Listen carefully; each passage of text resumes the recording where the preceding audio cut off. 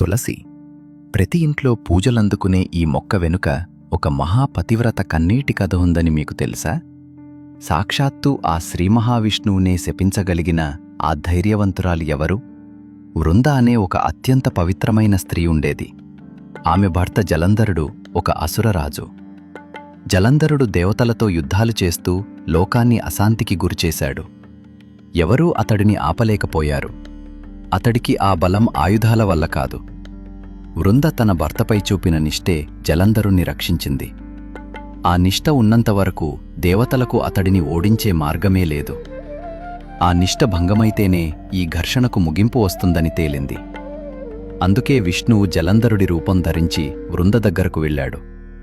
ఆ క్షణంలో వృందకు ఎలాంటి అనుమానం రాలేదు. ఆమె నిష్ఠే ఆమెను ఆలోచించనివ్వలేదు. ఆ ఒక్క క్షణంలో వృంద నిష్ఠ భంగమైంది. అదే సమయంలో యుద్ధరంగంలో శివుడు జలంధరుణ్ణి సంహరించాడు.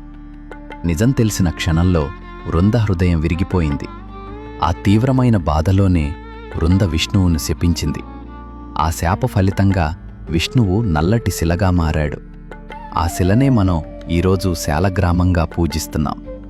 కానీ కథ అక్కడితో ముగియలేదు. ఆమె త్యాగాన్ని గౌరవించిన విష్ణువు వృందకు ఒక వరమిచ్చాడు. ఆ వరంతో వృంద తులసిగా నిలిచింది.